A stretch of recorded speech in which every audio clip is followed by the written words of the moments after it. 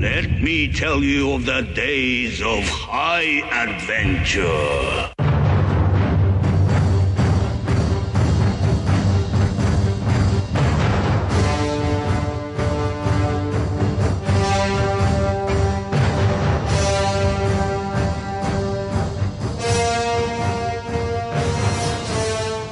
Hey, what's up, everybody? I'm John. And I'm Kevin. And this is 6 Degrees of Schwarzenegger, the podcast where we take a long, hard look at some of our favorite action movies from the era. You know who we're talking about. Schwarzenegger is the icon of the genre, and we're taking a deep dive into some of these 80s and 90s cult action movies and breaking them all the way down.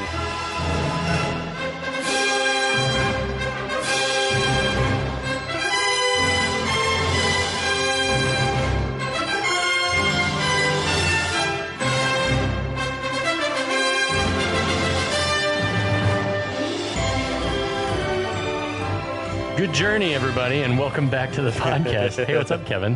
Hi, John. How are you, buddy? I'm doing great. Kyle, welcome back. Thank you, sir. We're so glad to have you. Welcome to our listeners on the Last of the Action Heroes podcast network. Yes, indeed. If you're listening to us there, it's great. If you're listening to us on our own feed, go check out the podcast network. They have offerings on Dolph Lundgren movies like this one. They have a couple of Stallone podcasts going on over there. There's a Bruce Willis podcast where there's a Willis, there's a way. It's called. Man, it's so good. Do they have I Must Break This? Yes. Oh, that's a great show. Yeah, I've listened to a few episodes. There you go. Awesome. And there's been some talk. I don't know that it's going to happen, so I might ask it out. They want to do a Kurt Russell podcast called The Kurt Locker. Incredible. I like it for the name alone. I'm in. And I want to talk about Tombstone. Talk about Tombstone, talk about Burt, want to talk about Overboard, talk about Captain Ron. No, you want to get into all of it. Tequila Sunrise. I believe in Jesus. So, yeah, I love Kurt Russell. He's a national treasure. Someone asked me recently, we were playing some game, and one of the questions was like, name someone who's like the ideal marriage. And I was like, Kurt Russell and Goldie Hawn. Immediately. I was like, without even hesitating. There was a recent like Twitter thing that is if you had to be trapped on a desert island populated with entirely characters played by one actor, who would it be? Kurt Russell would be a decent choice. Like all the Kurt Russell characters are like residing on the island. Except for the bad guy in... Nick Cage could be fun. No. That would be a nightmare. Fever Dream. What were you about to say? I was going to Tarantino in Guardians 2. Oh, I was thinking Tarantino movie. Stuntman Mike. Yeah, that would not be great. Anyway, we're not here to talk about Kurt Russell. We're here to talk about something much worse, and that is Masters of the Universe. I want to talk about, before we get to the plot, what are you guys like personal history with this movie? Mine? Both of you. I remember seeing it in the theater. It wasn't like one of the first movies I remember seeing, but it was like I was a huge action figure fan. Had all of the He-Man action figures. Literally, I have a list somewhere amongst all of my things here, but I mean, it's like literally dozens of action figures and Castle Grayskull and Snake Mountain, like everything. I just was like He-Man, Thundercats, Ninja Turtles, G.I. Joe, Transformers. Was like those were my fucking jam. And so I remember when this movie came out, just it wouldn't have mattered. It could have been 10 times worse than what Canon did, and I still would have probably loved it. Yeah. So it's nothing but fond memories. And even when I watch it now, for all of its flaws, again, like for what we said, it's like it's eminently watchable and a lot of fun for me. Yeah, it was the first movie I ever saw in the theater. I think, what did it come out in 1987? So, summer of 87, I think. I was 4. Oh, wow. That's awesome. But my uncle, Paul, who was a big nerd, he took me to see it, and I brought my He-Man action figures with me. I had He-Man and I had Faker. I think it's Faker. It's the blue one with the recording device in front of him. He's like the robot He-Man, and with like orange hair and stuff. And like I remember the guy at the ticket counter was like, "Whoa, this guy's ready for He-Man." Yeah, absolutely. That is young to even have a memory, so it really stuck with you. I can't believe it stuck with me as long as it has. That's awesome. Yes, I saw it in the theater, and it was. What's funny is that came out the same summer as Superman 4: The Quest for Peace. Yeah. And the I Canon think double classic. The Canon double dip. And I don't think I saw that in the theater. I think I saw that on video right afterwards, or whenever it was on TV, and almost immediately afterwards. Yeah. And they both have the thing that stuck with me most about these movies are physical impairments that happen to people in the movies. Yeah. And so, but yes, I have all the He-Man figures, and my favorite one of all was the one who was like the mosquito guy. You press a button and all the blood comes down. Yeah. Remember that guy? Yeah. He was one of Hordak's Hordak from She-Ra. Yes. And that was another thing. Like, maybe we'll get into some He-Man lore later, but that was another thing from my YouTube deep dive is that like Hordak was in the Legends universe of He-Man. Like Hordak was like Skeletor's mentor, his master. Yeah. Was he the main villain in the She-Ra? Yeah. Hordak was the main villain in She-Ra. So I didn't see this movie until 2021. Wow. I love that. I know. So it great. should have been right up my alley, but it was, I don't think my parents were taking me to see movies that weren't like full on kid movies in the theater at that age. It was like a lot of what Land Before Time and American Tail or whatever, shit like that. Now, Dad at home, one of my first memories in my life was Dad letting me watch Conan the Barbarian on TBS or whatever and being like, don't tell your mom I let you watch this. Oh, Steve. Because that's even the TBS version had to still be pretty damn violent. Yeah. And orgies and stuff going on in it or whatever. But yeah, I didn't. So I was a He-Man fan. I mean, I had maybe not as many toys as you guys had, but I had Battle Cat and He-Man, and I think I had the Castle Grayskull and some of the others too. And I loved the cartoon, but like, it's not as burned into my brain as much as maybe like Teenage Mutant Ninja Turtles and G.I. Joe were. Going back and watching some of the animation, like some of the animation reminds me a lot of like the Bakshi Lord of the Rings movie. Yeah. Like not the stuff that was like where they, superimposed it over live action and stuff, but like just the straight up animation stuff reminded me a lot of that style. It was not the same animation company, was it? Filmation or whatever it was, right? I mean, no, Bakshi had his own company and he did a lot of like rotoscoping, like drawing over like actual filmed actors. But Filmation unfortunately is like kind of a cheap fly-by-night kind of company. Well, their shit looked a lot better than that, like New Adventures of He-Man, the one that was like He-Man in space.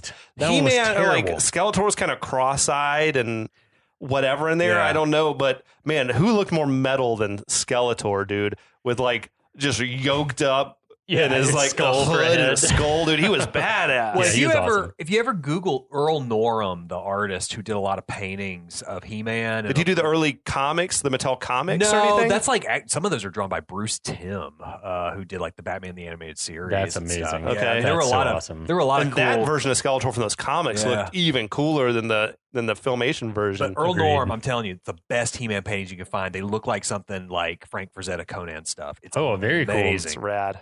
So in the last episode, we have our good guys have like all come together now. The Earthlings and the Eternians are on the same page. They're trying to stop the bad guys from taking over Eternia, led by Skeletor. Skeletor's got Evelyn. The mercenaries, led by Karg, are on Earth. They're trying to get that cosmic key away from Gwildor because Skeletor wants both of them. Yeah, I gotta have it all or nothing at all. He can't just do his thing with just the one, even though he's about to become, all powerful in the universe or whatever. We guess. So he sent them back to get the cosmic key and to bring He-Man back alive. And that's almost it. They've got him pinned down in the music store, and Charlie's music store is about to be a big old battle. About to break loose. Yeah.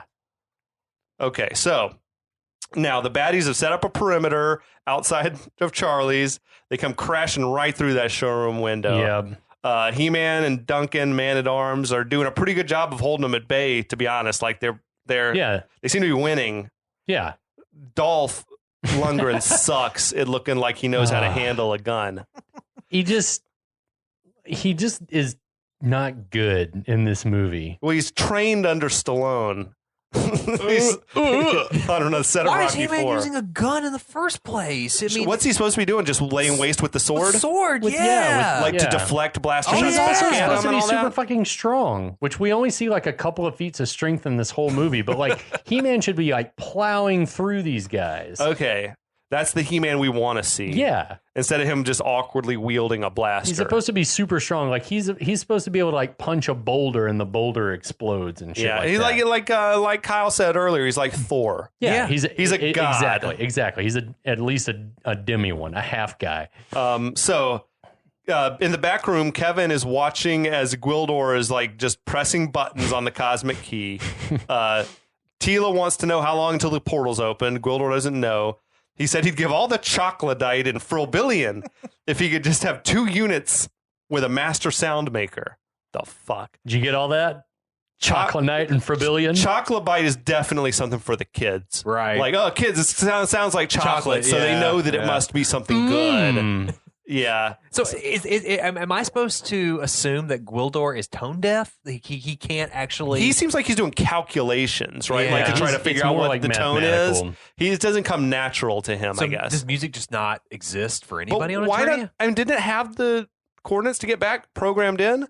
But That's what he said. They want to like beam right into the sorceress's like behind the force field or some shit. Which is like, I feel like if they all beam in, they crush the poor sorceress and kill her. But anyway, it'd be crowded in there. So the stormtroopers are starting to get the upper hand in the shootout because He-Man sucks. He-Man and Duncan, they've been like wisecracking also throughout the battle, which is weird. I guess they're like supposed to have you get the feeling that this is not their first time being in war together or whatever. But Duncan takes out a grenade and tosses it. It looks like a Nazi grenade. Yeah, dude. Like it's like straight up. That potato masher grenade that the Nazis used to use. It was a leftover prop from a war movie, I'm certain. For sure. The store at this point is just getting destroyed. It hurts to think about it. It hurts to think about any instrument like coming to needless harm. So Tila wants to go out and help. She just tosses Lubik's pistol to Kevin, tells him to guard the key with his life. Okay, bye. Kevin has been... Why did Kevin... He's been like useless from the start. Yeah. She's like, you're the one. I just met you. Hold this gun. Yeah. And he's not even been like willingly going along with this. No. At any rate, she comes out blasting and starts like to level off the playing field a little more. She makes that pretty good joke, the woman at arms joke. Yeah, like breaks the fourth wall, looks right at the camera. It's a very like I am no man moment. Yeah, it's a good moment though. For her. She's great. Like she's also one of the highlights of the movie. Yeah. She and Tolkien like kick ass in this movie. So now in the back room, Lubik's just immediately trying to get the gun away from Kevin, like trying to grab it from him. You know, Kevin is eluding him. He's trying to explain to him this is like whatever's going on is for real. They've got to help these guys get home. Lubik says, you're all going to jail. You're all going to jail when this is over. What are you going to charge us with? Like, what's he going to charge them with? Yeah, it's not. As the debate, rages on, Julie spots a vision of her mother out in the alley, gesturing for her to come out here. She's like, "Come on, Julie, you're better than this." Yeah, right. Like can't be real. Something's got to be going on with everything here. that's happening. Yeah. Anyway, so Kevin and Lubik, they start like physically wrestling for the gun. This is the ideal time for Julie to ditch Kevin. So she sneaks out that unlocked, unguarded back door. No soldiers at the back door. No soldiers back there. God. It's a weird attack plan that the bad guys had. If you were under 18 and you lost your parents, though, and you had all this other crazy shit happening around, I might believe the fact that my mom was suddenly back alive. She wants to believe it, right? That's the one thing I buy. But wouldn't she if that had happened to me, I would have immediately been like, Kevin, come look at this. Yeah. Which was she not? No. She went out and then came back and said that shit. Ghost Mom told her like, "Shh, don't tell anyone I'm out here." Sure, like it was very untoward. Yeah, I'm wondering though, why are the bad guys not just coming through that back door in force? But anyway, Julie is like mystified at how is my mom out there. So I like that the fake mom didn't. She was just silent until Julie was like, "Mom," and she's like, "Yes, honey." She calls her like mother. Mother, she said. like psychopaths. It's like Mike Pence addressing his wife. Mother? Norman Bates. Yeah, so... I like the moment that it seemed like maybe the Evelyn wasn't really sure what to say until... Totally. Let me let Julie break the silence here. Totally. So Mom says that we had to fake that plane crash because of the secret work that we're doing. What just the fucking fuck? weird, What the actual dude. shit? Like that's but how could Julie would have some knowledge of what they did, unless it's like a True Lies situation. I mean, it's like my parents were spies. I guess so. Okay. She says basically, that's why we had to disappear. She's like so gullible at this point. Maybe she's ready to believe anything. She's got PTSD big time. There's like a big emotional embrace out there in the alley. Oh, Mom tells her that, her new friends are connected to the top secret work they're doing, and we need you to go get that cosmic key and bring it to me. That shiny metal thing with the blinking lights? Yeah, that's it. Okay. That's the one. Julie ought to be a little more skeptical, I think. Yeah, this is just, but as we said, she's traumatized and a minor when I was 4, though.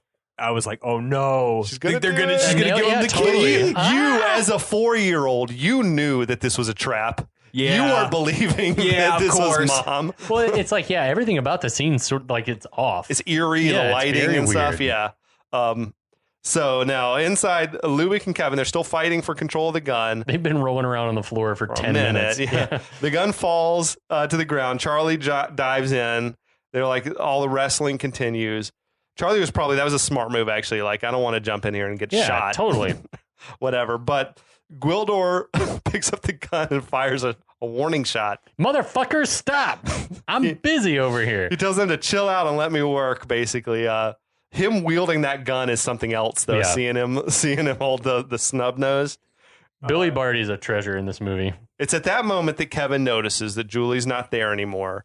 And it's at that moment that Julie busts in tears, telling Kevin that her parents are alive. Huh? Then she just grabs the cosmic key and runs out of there. I imagine, I like to think if Gwildor had just blown her away in that moment. Like, shot her to death? No! Waste her. Oh, man, that would have been intense, but kind of. I got to save the universe, man. Yeah, absolutely. So Kevin goes after her, but the door's being like held closed by some type of magic, or maybe it was really hot. Fused or something. Yeah, like it hurt his hand or something. It was definitely like a red glow to it. I don't know what's supposed to have been happening there. I didn't know that Evelyn had magic per se, but I guess she was like an evil sort of sorceress or something. Yeah, like anti-sorceress. Yeah, exactly. Okay. So Julie hands over the cosmic key to her mother, who, immediately transforms back into Evelyn. So like the least shocking reveal ever. Julie lets out a great terror scream. Yeah, Courtney Cox was great. So Evelyn walks away. At that moment, the spell on the door goes away, I guess, and Kevin comes running out, runs to Julie. I think that's the first moment that I sort of thought like, oh, I think we're supposed to think like Kevin's a good guy. hero. Okay, yeah. He's doing the heroic thing or whatever, but he doesn't have hero vibes. No, about him. He's just like been sort of doing the bare minimum in his life. You hating on illusions? They killed it at Club Zero last night. I've been in worse named bands though, to be honest. What are some of yours? Oh god. Oh, what do you play? I play bass. Nice. Yeah. That's badass. Yeah. Do you still noodle with it some? No, do you have one? Yeah, I still have all my gear, but I haven't played it in like 10 Dude, we years. should jam. Let's nerd out. I would get. What were your bands called? I was in a band called Overwhelmed, which is on Spotify. If you ever look. Oh, nice. That was recorded like in 2006. That's how long ago we're talking. And then, or 2005 actually. And I was in a band called Niagara Mohawk, which was named after the power company in New York, I think. That's awesome. That's a cool name, though. Yeah, that was they were both pretty decent bands, but. What kind of music do you guys play? Oh man, I think the best sort of description of Overwhelmed was like sort of Smashing Pumpkins esque. Cool. I think. Yeah, that's the easiest. I think descriptor. And the other one, I don't know, man. It was sort of like. It was kind of like early 90s emo sort of. Okay. You were into I know you were into My Bloody Valentine and all that kind of shoegazing stuff, right? Was it like that? Yeah. Love shoegaze. I would say that both bands pulled a lot from that kind of stuff. Like the biggest influence on Overwhelmed was the old 90s band Hum. And I think Hummer was another. That was a Smashing Pumpkins song. There were two like shoegazy space rock bands that we really liked. Okay. And the other band, God, man, I don't know. I'm trying to think of bands that they even sounds like maybe like Sunny Day Real Estate, sort of. Okay. Something like that. Tell Kyle about Lady Parts. One of his projects. I call him Bandrew when I refer to him to some people, but he's been a guest on this show many times. And he and I, back in Houston, had an act where we would just play like 80s and 90s girl covers. Oh, nice. So we put like Britney Spears and Shania Twain and like the Bangles and like Very anything. cool. But it was like, it has to be from 1980 to 1999. And yeah, we had a lot of fun. It was a lot of fun. It was just the two of us and a drum machine and keyboard guitars. I like it. I love the premise. It was a lot of fun. But now there's a show called We Are Lady Parts about like some Muslim girls that are like in a rock band or something. Oh. That I need to check out and also sue for copyright infringement. Get your lawyer on the phone. Exactly. I'll take us back to Masters of the Universe He-Man? now. Sorry. No. This is what we love. I like getting on the absolutely. tangents. Back at in whatever town they're supposed to be in, any town, USA. Exactly. Somewhere deep in California. What is that Disney? What's Disney World's like little town? The American town. You know, it had a name, right? Something Frontierland? No, it was something that a was little a shitty. thing. It was called something USA. It was like I don't think it was Any Town USA, but it was something like that. So back in the movie, all the baddies are starting to fall back. Gwildor tells He-Man that the key was taken, points him off in the right direction. There's a little mini shootout right in the alley. These dudes are like our true stormtroopers. Why didn't they just keep them pinned down? I don't know. I mean, I will say He-Man was not even taking cover. Right. He just ducked in the middle of the alley and they couldn't hit him. Yeah, I don't know. Get small. Yeah, that would have been your time. You got him now in a kill box or whatever. You could just take him out. Anyway, who was it? Julie says the woman took the key. Like, that's one way of putting it. Right. Another way would be I gave her the key. She tricked me. I was fooled. So He-Man and the others, they chase after Evil Lynn and the Cosmic Key.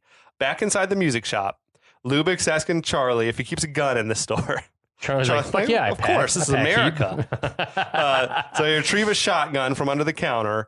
Lubbock racks that thing. That's one. That's the first time he racked it. So he's chambered a shell. Now he's ready to pull that trigger and shoot. That thing's made of plastic, right? Yeah. Was it? I thought it was looked very shiny for a shotgun. Maybe it's just. I don't know. Everything else in that movie looked very heavy and real. Yeah. I don't know. I don't know either. It never occurred to me. It sounded real, but also that's sound Foley. effects. So who knows? Yeah. So who knows?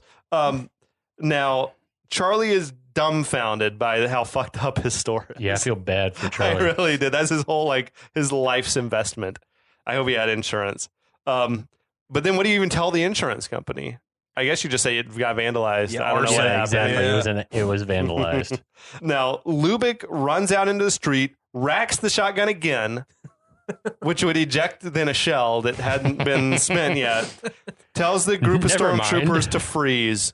That you can't see Tolkien with the pump action shotgun without thinking to eat lads slackers. Yeah. Right. That's me. I wanted him to say that. It would have been so cool. It would have been awesome. Actually, that movie hadn't come out yet at this time. No, but it would have been cool if they'd gone back to the future. Also, it did seem that Charlie gave Lubbock any additional ammunition. So he's got plenty of shells. Okay. I guess. I don't know. Whatever. The troopers, they turn around blasting. They blow up this sweet muscle car. That car is awesome. I in my mind, that could only have been Charlie's car. Yeah. I feel like there could have been a good gag where Charlie's like, not my car. Everything. But they maybe they didn't have time to film that because it just seemed like that had to be Charlie's car and his life my is just store, my car. So the baddies have all regrouped now. Evelyn says they're ready to transport. She's going to signal Skeletor using the cosmic key. This makes How does she know how to do that when fucking Gwildor don't? Yeah, I mean, I guess it was we'll just activate it when we're ready for you to send the rest of the army. But how does he couldn't know if it was the good guys or the bad guys activating unless there's a way to send a text message or something with the thing. No one knows. None of it makes sense. It's fine though. The finer points of cosmic key use are lost on us. So as He-Man and the rest, they continue chasing after, a huge portal opens right in the middle of the street. It's a door, a big door. Gwildor. That's your impressions for this movie are on point. Thanks. It's because a lot of years of watching it. I know.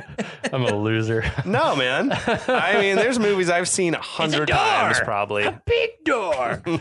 So the good guys, they run down an alley to hide. as a huge army starts marching through the portal. They're followed by these soldiers on like flying hoverboard shit going on. Skeletor's like piloting some type of a command ship. And it looks like that thing's like its sole purpose is a flying throne for Skeletor. Right. It's kind of rad. It just is like motherfucker's a sitting duck in that thing. It reminded me a little bit of Jabba's whatever he had. Yeah, it definitely looked like the sail barge. Yeah, definitely. Sail barge, nice. Yeah. So Skeletor calls Evelyn on the radio, which I didn't know they had radios either, but it's like it's all good, whatever. Evelyn says she's got the key. The humans are weak and easily fooled and controlled. I think she's probably right about that. Yeah, Actually, is what we've seen over the past like decades. But Skeletor interrupts her to ask about He-Man. Enough of that bullshit. Where's He-Man? Yeah, he's obsessed. Yeah. She confesses that He-Man had escaped. Skeletor sends his hoverboard goons, which they're called the Air Centurions. That's after pretty cool. He-Man, yeah. Those effects are so bad. Horrible. Yeah. Absolutely They're awful. like motionless little action figure like miniatures, I guess. Well, yeah, it's either that or it's still photos taken. Yeah. And it's someone like crouching. 'Cause they just never move. Yeah. And it's even worse when old Dolph gets on one. Oh yeah, dude, I was gonna say like we ain't seen nothing yet So- about how bad it's gonna get. Yeah. It's just the tip of the iceberg. So there was this kind of cool like vertigo shot in the alley. I don't know if you guys noticed. It was like I'd never seen a crane pull out vertigo shot where it was like, you know, the alley sort of seemed to stretch out as they were running down and whatever. It was a pretty dope shot for our boy Goddard. I got to give him some love where I can. I know. Yeah. You know. So as the Air Centurions attack, He-Man blasts one who just explodes. Right. Which would have been like almost the only time in the movie that you get the impression that it's a robot and not a human in armor or whatever. It's almost like a producer note was finally took at some point. Make one explode. Oh, they are robots. Okay. Yeah, totally. You can't say they're not robots. Yeah, you can't prove that. But the good guys, they bust down the door into whatever, a staircase, I guess, in the alley. They're taking shelter inside. He-Man grabs Gwildor's grapple gun, tells him to get everyone to the roof. He gives his cape to Gwildor for some reason. Fuck. I don't know. Yeah. He took the time to remove the cape. He-Man it's probably because they couldn't have it on whatever motionless. Oh yeah, it wouldn't look good on the effects. On the hoverboard. They couldn't make it blow in the wind or whatever. Thank God someone had that note. Yeah, that would have been shitty just for the still cape hanging on him. Damn. Ugh. Yeah, that's a good call, man. So he blasts one of these Centurions out the window or through the window, and he knocks him off his hoverboard. He jumps on that thing. It's weird that they slowed that shot down as much as they did him like jumping out the window onto the hoverboard. Like it's He-Man coming out a broken window. It's not like it's not anything impressive. For this movie, I guess, was it Dolph doing the stunt himself? You only see him sort of lunge. Feet, right? You see him lunge and then you see the feet land and that's it. So I'm like, why slow the shot down? I don't know. I don't get it. Anyway. We got to get the runtime up. Slow it down. Maybe. We talked about on Over the Top, if you had all those arm wrestling scenes play out in real time instead of slow-mo, the movie would have been like 20 minutes shorter. And it was already like 86 minutes or something. It was long. cooking. Yeah, it was cooking. Another canon trick, I guess. I love it, man. It's weird. Yeah, I don't know how. It makes me wonder how the hoverboard works.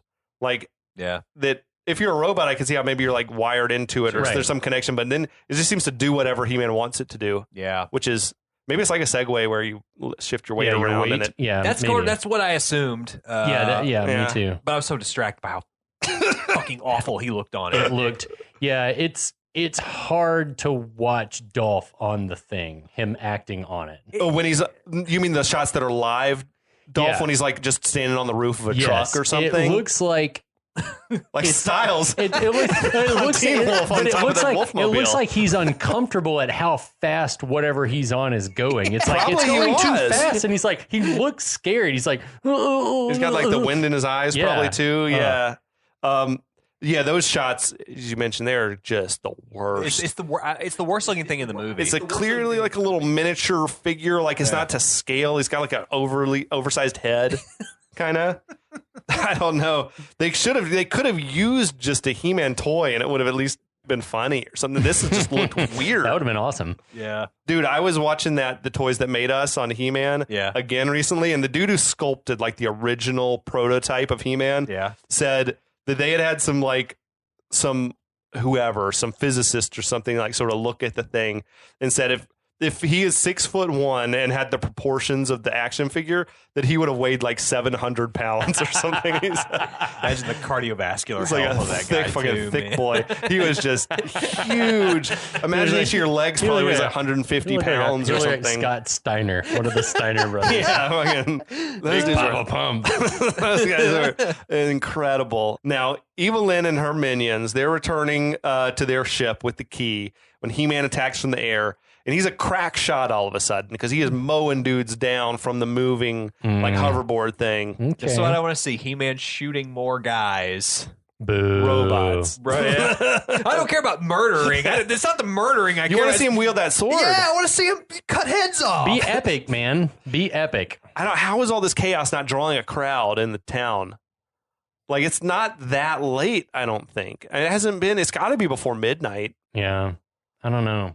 Anyway, he uses that grapple gun that he got. He snatches the key away from Evelyn and zooms off. It's like everyone just loosely carries the key. Like it's a loaf of bread or something, like they don't want to crush it. Like they just are just loosely carrying it. Skeletor and his army are marching down Main Street now. It's like a fucking parade. Yeah. Yeah, where I see this and I was like, where are the people? Why isn't Lubick called in some like reinforcements? Yeah. Dude, No one it's knows. taking everything's just it's convenient for the plot. Yeah. They were shooting in a real town, I read, where they would like shut it down from midnight to 6 a.m. each day to shoot. I mean, it looks like But then downtown they'd have to- Marietta. Yeah, it does. They were in Whittier, California, wherever Whittier is. Okay. Does it even exist anymore? Because I read that it was like a town that was like going through some hardship or something. Oh, really? Yeah. Interesting. At the time, and that like I think it got a ton of earthquake damage in like the big 89 earthquake. really? Maybe Like that's they said a why. lot of those storefronts that were there sort of crumbled, all the brick Yeah. Wow. and stuff. But yeah, it's just like, there's a lot of commotion going on in town for there to not be anyone around. Right. So another Centurion appears and he's going head to head with He-Man, like some Top Gun shit. Holy shit, we're head to head. I can't believe we're doing this. Because I was inverted. Bullshit. We get that moment here in a second. The He-Man gets shot in the shoulder. He drops his blaster, much to Kyle's delight. Hurrah! Then the Centurion can't hit anything. He's just blasting away, We missing. can all agree that that's like He-Man's a big fucking target. Yeah. I don't. Well, okay. Yeah. Anyway, So He-Man does like a loop on his. this is weird because I was inverted. Stupid shot of him upside down. just fly. Yes, it's But at amazing. least he gets him with the sword. Yes, he swoops around and hits him with the sword, and the Centurion explodes.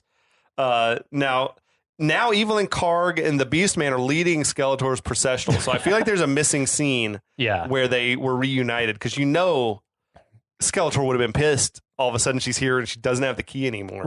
Right. So there was something axed out here. Yeah.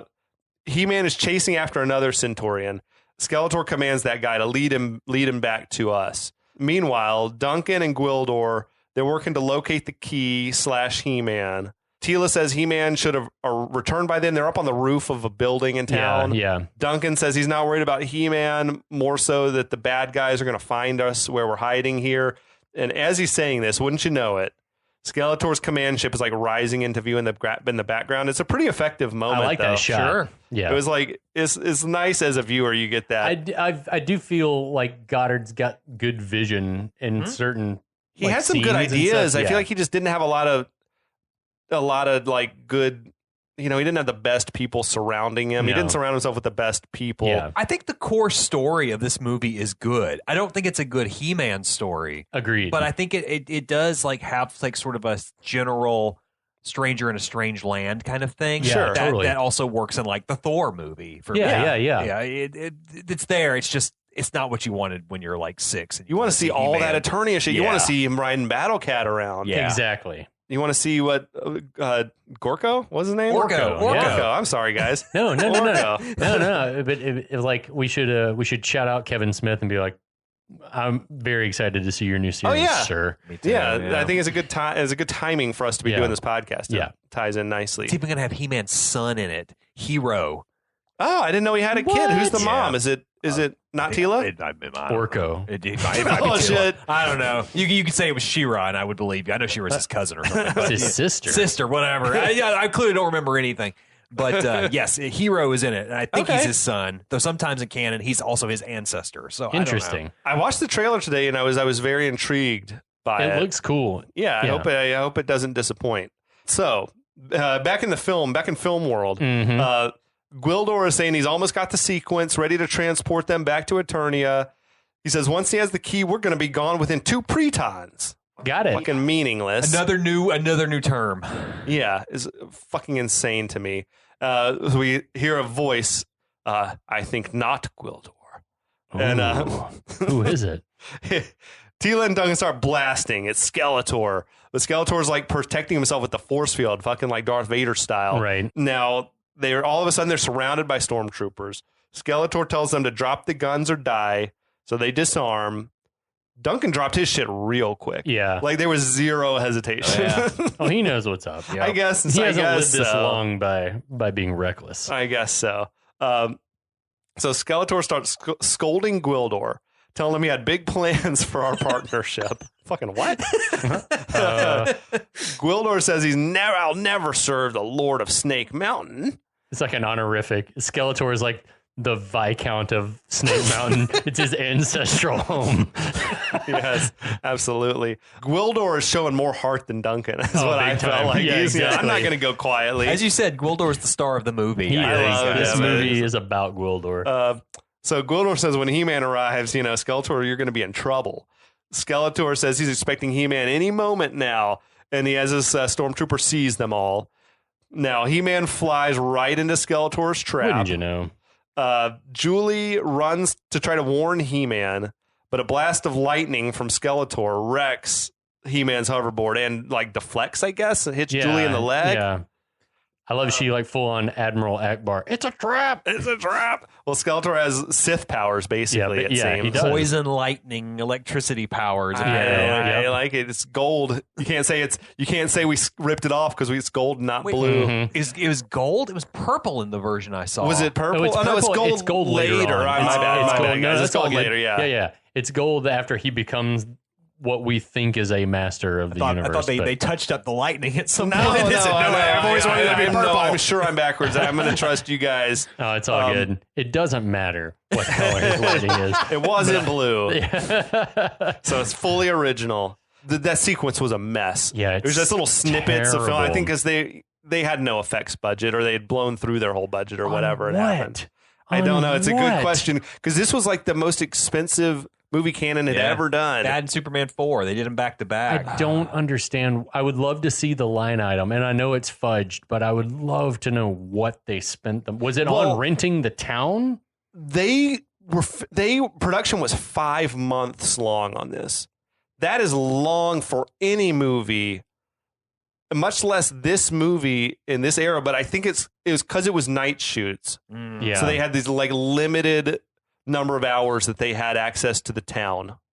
Like he said, basically we had it from 9 until 6 a.m., but it would take 3 hours to set up, and we had to break down everything every single day because we couldn't just leave our cables in the streets and stuff like that. And so it would take us until midnight or 1 a.m. to shoot the first frame for the day. God damn. And it's like, this is fucking, why didn't you do this shit on soundstage or on the back lot? Yeah, exactly. I don't know. I don't either. But it was just it was a money pit of a movie, apparently. So He-Man, he's dropped the cosmic key in the crash. Skeletor like zaps it with his lightning. And so now he's got the only working key. Right. He-Man pops up. He starts just whipping ass. This is what we've been waiting for the whole movie. This is some of the only real feat of strength type fighting we see from him the whole time. He's throwing dudes around and like doing that thing where everyone piles on you and then you go like, rah! And you fling everybody off. We love it. Yeah. So Tila and Duncan, they get back in the fight now too. They're quickly subdued. Skeletor is cackling in delight, which I do. I love a happy Skeletor. Yeah. Skeletor orders He-Man to stop fighting or he's going to kill the other good guys. So He-Man goes along with that. Now Skeletor tells him he'll spare the other guys' lives if you become my slave, or I'll just kill everyone right now. Or perish with him on this primitive and tasteless planet. Nicely done. It's like, where does he get tasteless from? Like, he's been here for 10 a minutes? minute. Judging Kevin and exactly. Julie very hard. And he's not wrong, I don't think necessarily, but it's just it was an unnecessary burn. Right. But that's where Skeletor gets his jollies from. So He-Man throws down his sword. That's the line. I can't let innocent people die. That is when my partner walked out of the room laughing. That was a bridge too far. Yes. Like, this isn't enough. I love that Teal's like, no. Let him kill us, I guess. I don't know. But a fight to the death is noble. I'm a huge fan of Skeletor's hilarious condescension. Well said, He-Man. How noble. It's great. So good. I wonder why Frank decided to make Skeletor sort of vaguely like English. I think it's I don't know, the same reason like in Star Wars. An affectation. It's just all the bad guys are English. There was some piece of trivia I read somewhere about this movie that he wanted to have Skeletor be shirtless. He wanted a sexy Skeletor. He wanted to go like the cartoon version where you like big muscular Skeletor. I don't think he cared about the cartoon. I think he just wanted the character to be sexy because he was sexy Dracula, right? When he was using that 70s Dracula movie, one of the first dates my parents ever went on, by the way. Very cool. But he apparently lobbied for that, and everyone shot him down. So damn, rough. He did, I think, have a good deal of creative control. It seemed like input. Like he wrote a lot of the Skeletor lines. Yeah. The stuff that's well written and feels out of place. Yeah, I think was a lot of Frank Langella's contributions. I'm just imagining him like saying these lines live though, without the overdubs, and how terrible it must sound to that makeup. Through all that shit. Oh yeah, good call. The false teeth and everything. Yeah.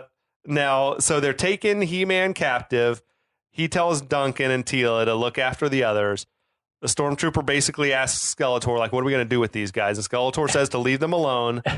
Do you love how like hysterical and excited Blade is when he holds up the sword of Grayskull? He's like, "Yay!" I got it. He's like, He does. He enjoys it, especially a moment that's coming up so later dorky, as well. So dorky. Yes, he's so been funny. geeking out. He's probably wanted to. He's like got a blade hold this fetish. forever.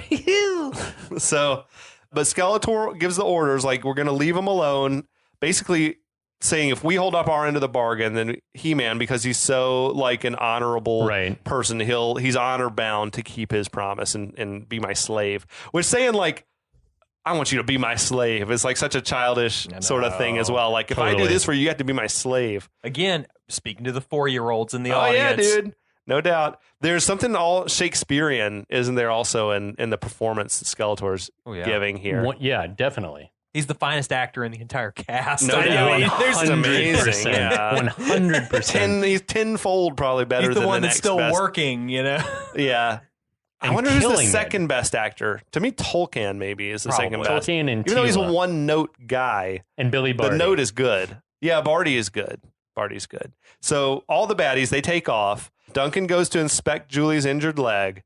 Teela tells Gwildor, to fix that damaged key so we can get back to Eternia. Gwildor tells him that the power core is melted. I guess that's something you can tell from looking at the outside. He I don't know. So the sequence that he'd programmed in to get them back home has been lost. There's no way home. No way. He's good work, man, from Barty under all that shit. Oh, it's so good. They're all very dejected, Meanwhile, Skeletor's army, they've gone back through the portal to Eternia. That portal has just been open. Or maybe Skeletor reopened it. Who knows? So Kevin says that Julie's burning up. They wrap her up in He-Man's cape. Mm-hmm. You could play a game with this movie like of just trying to keep track of where He-Man's cape is in any moment. Because she was wearing it earlier after the junkyard sequence. He had her wrapped up in it. So they take her down from the roof. They want to get some water or try to render some first aid or whatever. The streets are starting to fill up with police. The other cops that are there, they're skeptical of Lubbock's story about this mystical space battle. I'm telling you. Shouldn't there be destruction everywhere? Yeah. Like wrecked robots and cars, destroyed buildings like fire. Yeah. I mean, we know for a fact that the music store is just a war zone. Yeah. Like the car got blown up out in the street. Air Centurions that exploded, all kinds of stuff had been blowing up. It's bizarre. Where were they until this moment? I don't know why it took so long for more police to come, but they should have all been probably over at the high school still. Yeah, they were still investigating arson and vandalism. I mean, it's got to be a small town with very few police. But, That's true. That's true. But I feel like it's sort of like the town in fucking First Blood. You see the explosion, it's right over there. Run down the street. You can hear it. Like you can hear this shit happening. It's just right there. Go see. Okay, so Duncan, he's trying to do some first aid on Julie's leg, which is nasty effects. It was the grossest thing I'd ever seen as a little kid. Yeah, even now, like I looked at it and I was like, ugh. That is not for kids. No. Like looking at that's just pretty nasty. Kevin wants to know what's going to happen to her. Tila says that the poison's already in her system. The wound's just going to continue to grow. Bummer. Nice. I guess she's going to become one big pulsating, like, nasty thing. I don't know. Duncan says that only the sorceress can heal her now. Convenient. Very. So Kevin says there's got to be a way to get that key working again and get us back to Eternia. Gwildor says if he got the key working, then he could open a portal. But that's easy, is it? I mean, you punch any couple of buttons, I don't know. But he says that the precise sequence of tones to get them back to Eternia was lost, and they could search for 1,000 years. Not pretons or chromons or anything, but years, and they never would find the sequence again. Okay, here's the one area in which I call bullshit on this. Hit it. I mean, he's heard this before many times. Gwildor? Yeah. He could at least, he might be tone deaf. Man. I guess so, but I guess I just don't understand what that's He like. can go ba-na-na-na-na-na. It's not a hard melody, brother. No! it is fairly simple, right? Na-dee-dee-dee-dee-dee. That Tears for Fears. One, Dun, dun, dun, dun, dun, dun. This is my four-leaf clover. Na, da, da, da, Amazing song. Oh, it's amazing badass. song. Now, Kevin asks if that means are you just talking about the melody that played from the thing when you're programming it? He's like, yeah. And Kevin's like, I can remember that. So he starts like trying to recall it. He complains that there's this nearby speaker. I actually love this bit where it's like Conti's epic score has been swelling in the background, and then Kevin's like, shut that shit off, and they blast the speaker and it stops. It like transitioned in sort of a tinny like Muzak version of it. I'm like, that's good. It's clever. I like that. The visual effect is awful because it's the speaker it just disappears. There's no explosion. There's an explosion sound, but the speaker just vanishes. Yeah. Now, once it's gone, Kevin, it comes back to him pretty quick. He explains that if he hears a tune a couple times, he can memorize it. Says he's actually planning to steal it for one of his songs. He said, asshole. That's how perfect pitch works. I mean, you can maybe remember it's like whatever. And Gwildor's like, oh yeah, it's like, yeah, that's it. How did you do that? It's like, why didn't you tell me you were a song maker? It's only 5 notes, Gwildor. Why didn't you tell me you were a song maker? Are you a master? Yes, you are. Yes, you are. I know that. What? That's just like wild optimism. Yeah, from Gwildor. I dig it. That's like the power of positive thinking shit. So Gwildor implores Kevin to pluck that final chord out of thin air, as only a master songmaker can. Kevin assures them that he's nothing special. I'm just a keyboard player in a garage band. Is that where he said the high school band line? Keyboard player in a high school garage band. Mm-hmm. But then maybe the best line, my favorite line in the whole movie. Only one of you, Kevin. Only one of anybody. Which is true. I love that. As far I was as like, it goes. oh, what a big message. That was like that end of the cartoon message for the kids, right? Oh, yeah. Only one of any of us. Which is true enough. So that was that heartfelt shit, though, for the kids. Yeah, it was good. For the children. So Duncan tells them, we've got half a chromon, or else all is lost. Which should mean many hours if it have a chromon, but we're definitely getting down to the final minutes. So saying like, let's just give it a shot. Like what's the downside? There is no Pretons downside. are out the window now as well. It's just we're back on chromons, whatever. Tila asks Gwildor, can you get this key functioning or not? Gwildor lists out the components he needs. This is the best and worst part of the whole movie. I need a Bosonic tesseract. Okay. I need an octode rectifier and something to generate the tones. As luck would have it, they just have all that shit on them. Awesome. Tila's got the fucking Tesseract Velcroed to her arm. Yeah, I've got that right here. Lol. Duncan like pulls one out of his hip pocket or some shit from underneath his armor. It's just, there's a big fucking eye roll to me from this moment. Agreed. It's like, what This is that? like, let's get this in game rolling, man. It's one of the hokiest like Deus Ex Machinas I can recall in any movie. It's like, it's borderline comedy. I keep a Sonic Tesseract Velcroed to my shoulder. Yeah. Why didn't you say so earlier? I've got one on me. All day, every day. Yeah. Anyway, so there's hope. Well, that Kevin like runs into the burning, demolished Charlie's Music Store. Oh yeah, he's going to go back and got to get one of those keyboards, a remaining keyboard. Man, he's going to loot the store. If you think about it. Where's Charlie? I don't know. He's probably somewhere crying, dude. Calling his insurance company. Sweeping together the remains of his life. His empire's crumbled. I think that'll wrap us up for this episode. Oh, man, our lead into the exciting conclusion. That's awesome. Dude, this has been the penultimate episode. Hey! do you think you'll say the catchphrase this time? I want think it. so. We got to have it, man. Yeah, definitely. We'll be able to leave here in a minute. So we hope you'll be back next week, and we'll take you the rest of the way home. All right, boys and girls, good journey. Good journey. Good journey. And we'll be back.